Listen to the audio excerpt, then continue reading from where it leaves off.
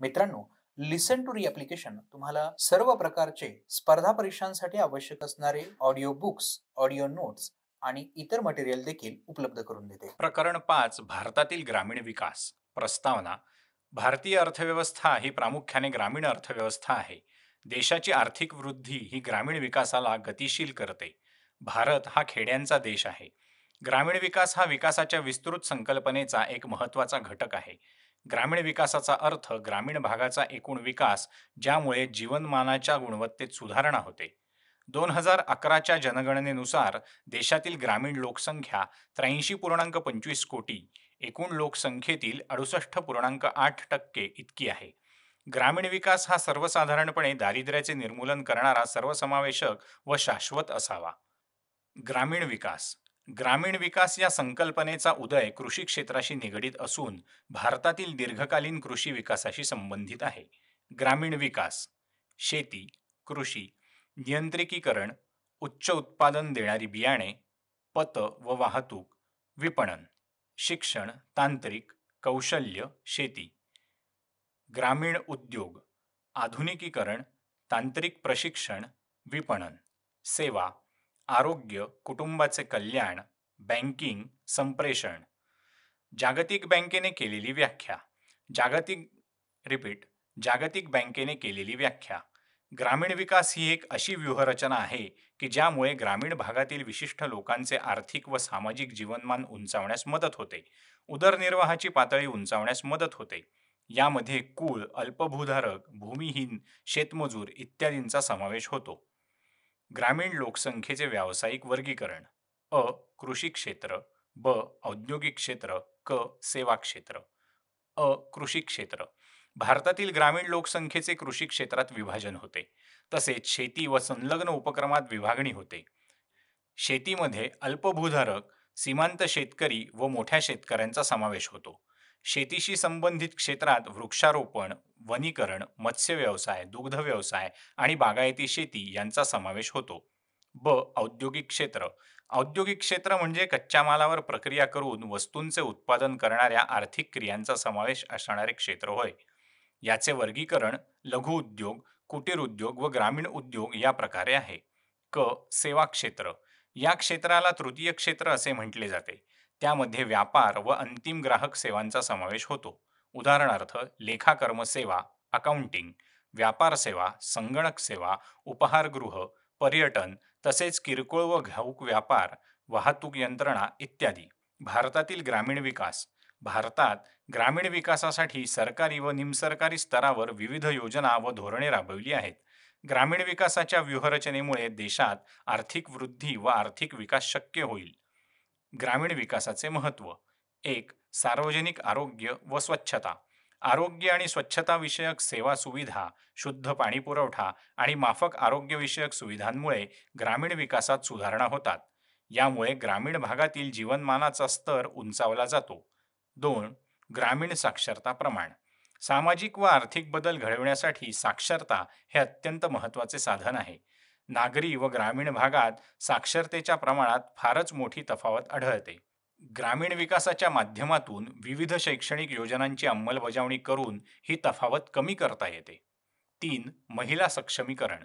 ग्रामीण विकासाद्वारे लिंग भेदभाव कमी करणे, ग्रामीण महिलांच्या विविध गरजांची पूर्तता करणे, सामाजिक विकासाच्या कार्यक्रमात महिलांचे योगदान वाढविणे इत्यादींमुळे महिला सक्षमीकरणाला प्रोत्साहन मिळते. 4. कायदा आणि सुव्यवस्थेची अंमलबजावणी. समाजातील वंचित गटांच्या अधिकारांची सुरक्षा ग्रामीण विकासामुळे साध्य करता येते. ग्रामीण विकासामुळे कायदा आणि सुव्यवस्थेची योग्य प्रकारे अंमलबजावणी करता येते. 5. भूसुधारणा. ग्रामीण विकासांतर्गत भूसुधारणा कायद्यांची परिणामकारक अंमलबजावणी करता येते. उदाहरणार्थ कमाल भूधारणा, जमिनीची मालकी, खंडाबाबतचे नियमन व भूधारकाची सुरक्षा यांमुळे ग्रामीण भागातील विषमता कमी करता येते. 6. पायाभूत सुविधांचा विकास. ग्रामीण विकासाद्वारे पायाभूत सुविधांमध्ये सुधारणा करता येतात. विशेषतः वीज पुरवठा, रस्ते विकास, जलसिंचनाच्या सोयी इत्यादी. 7. पतपुरवठ्याची उपलब्धता. ग्रामीण विकासांतर्गत वित्तपुरवठा करणाऱ्या संस्थांमध्ये वाढ करता येते, ज्यामुळे ग्रामीण भागात वित्त, पतपुरवठा सुलभतेने होऊ शकतो. उदाहरणार्थ प्राथमिक सहकारी कृषी पतपुरवठा संस्था, सहकारी बँक इत्यादी. या संस्थांद्वारे शेतकऱ्यांना सवलतीच्या दरात पतपुरवठा करणे शक्य होते. 8. दारिद्र्य निर्मूलन. ग्रामीण विकासाद्वारे व्यक्तीचे उत्पन्न व जीवनमान उंचावण्यास मदत होते. यामुळे ग्रामीण भागातील दारिद्र्याचे निर्मूलन करणे शक्य होते. आमचे असेच ऑडिओ लेक्चर ऐकत राहण्यासाठी तुम्ही या ऑडिओ सोबतच्या लिंकवर क्लिक करून प्ले स्टोअरवरून आपले ॲप्लिकेशन डाउनलोड करू शकता. भारतातील कृषी पतपुरवठा. कृषीमधील उत्पादन वाढीसाठी कृषी क्षेत्राला दिला जाणारा पतपुरवठा हे अत्यंत महत्त्वाचे आहे. मुबलक व वेळेत वित्त सहाय्य मिळण्यासाठी शेतीविषयक धोरणांमध्ये वेळोवेळी पुनर्रचना केली आहे. ग्रामीण पतपुरवठा प्रक्रियेत असे गृहीत धरले आहे की बहुतांश भारतीय ग्रामीण कुटुंबाकडे बचतीचा अभाव असून शेती व इतर आर्थिक कार्यासाठी पुरेसा वित्तपुरवठा नसतो. कृषी पतपुरवठ्याचे प्रकार. काळानुसार कृषी पुरवठा, हेतूनुसार कृषी पतपुरवठा. काळानुसार कृषी पतपुरवठा अल्पकालीन, मध्यमकालीन, दीर्घकालीन. हेतूनुसार कृषी पतपुरवठा उत्पादक, अनुत्पादक. कृषी पतपुरवठ्याचे प्रकार. कृषी क्षेत्रातील पतपुरवठ्याचे वर्गीकरण खालील गोष्टींवर आधारित आहे. 1. कालावधीनुसार कृषी पतपुरवठा. हे कालावधीनुसार दिले जाणारे कर्ज असून याचे 3 प्रकारे वर्गीकरण केले जाते. 1. अल्पकालीन पतपुरवठा. हे कर्ज 2 वर्षांपर्यंतच्या कालावधीसाठी दिले जाते. शेतकऱ्यांच्या तत्कालीन गरजांसाठी हे कर्ज दिले जाते. उदाहरणार्थ खते, दर्जेदार बी बियाणे खरेदी, धार्मिक व सामाजिक समारंभ इत्यादी. ब. मध्यमकालीन पतपुरवठा. हे कर्ज 2 ते 5 वर्षांपर्यंत दिले जाते. हे कर्ज जमिनीत सुधारणा करणे, पशुधन व शेतीची उपकरणे खरेदी करणे, कालवा बांधणी, नाला. ब. मध्यमकालीन पतपुरवठा. हे कर्ज 2 ते 5 वर्षांपर्यंत दिले जाते. हे कर्ज जमिनीत सुधारणा करणे, पशुधन व शेतीची उपकरणे खरेदी करणे, कालवा बांधणी, नाला, कनाल, बंडिंग इत्यादी वित्तीय गरजांसाठी दिले जाते. क. दीर्घकालीन पतपुरवठा. हे कर्ज 5 वर्षांपेक्षा जास्त कालावधीसाठी दिले जाते. सामान्यतः ट्रॅक्टर खरेदी करणे, जमिनीवरील कायमस्वरूपी सुधारणा करणे इत्यादींसाठी दिले जाते. 2. हेतूनुसार कृषी पतपुरवठा. विशिष्ट हेतूनुसार दिले जाणारे कर्ज असून याचे 2 प्रकारे वर्गीकरण केले जाते. अ. उत्पादक. उत्पादक कर्ज हे शेतातील उत्पादनाशी संबंधित असून आर्थिकदृष्ट्या न्याय्य असतात. उदाहरणार्थ ट्रॅक्टर, जमीन, बियाणे इत्यादी खरेदी करणे. ब. अनुत्पादक. अनुत्पादक कर्ज हे वैयक्तिक उपभोगासाठी असून त्याचा उत्पादक उपक्रमाशी संबंध नसतो. उदाहरणार्थ लग्न कार्यासाठी खर्च, धार्मिक सण समारंभासाठी खर्च इत्यादी. भारतातील कृषी पतपुरवठ्याचे मार्ग. 1. बिगर संस्थात्मक मार्ग. 2. संस्थात्मक मार्ग. 1. बिगर संस्थात्मक मार्ग. भारतातील ग्रामीण पतपुरवठ्यामध्ये बिगर संस्थात्मक वित्त हा एक महत्त्वपूर्ण घटक असून जवळजवळ भारतातील 40% पतपुरवठा हा बिगर संस्थात्मक आहे. बिगर संस्थात्मक कर्जाचा व्याजदर खूप उच्च असतो. जमीन व इतर संपत्ती तारण म्हणून ठेवली जाते. बिगर संस्थात्मक मार्ग खालीलप्रमाणे आहेत. अ. सावकार. ग्रामीण भागात सावकारी हा सर्वसामान्य व्यवसाय आहे. सावकार भरपूर व्याजदराने कर्ज देतात व शेतकऱ्यांची जमीन तारण ठेवतात. ब. इतर वैयक्तिक मार्ग.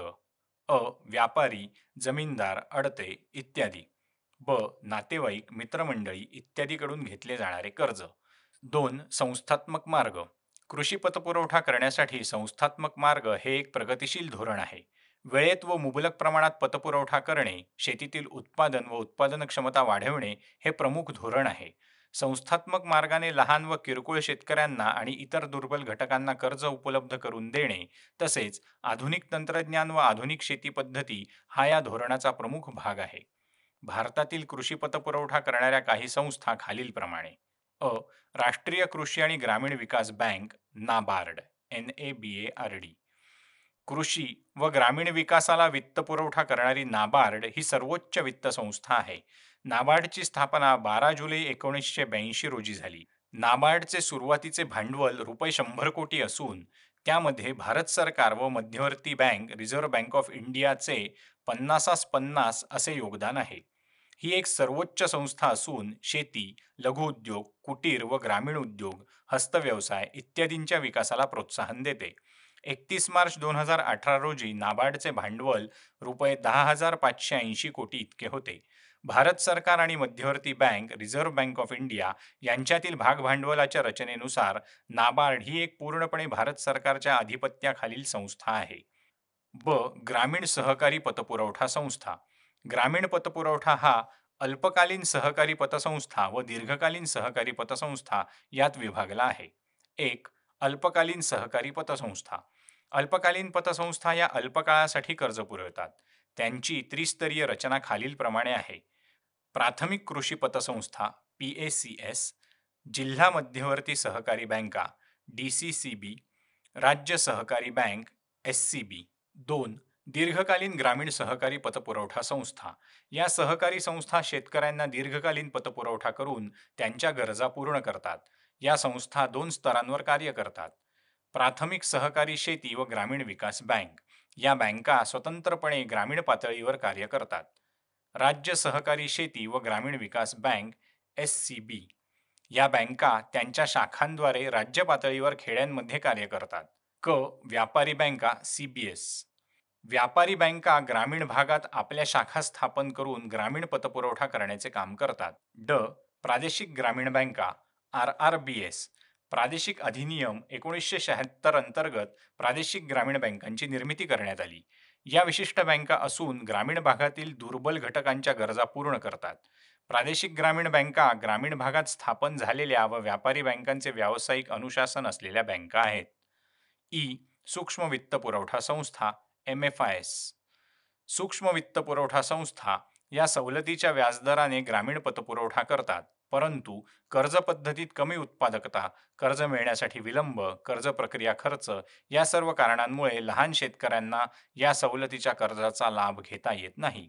म्हणून अशासकीय संस्थांनी 1970 पासून NGOs दुर्बल घटकांना कुटुंबांना कर्ज पुरवठा करण्याचे पर्यायी मार्ग उपलब्ध करून दिले आहेत.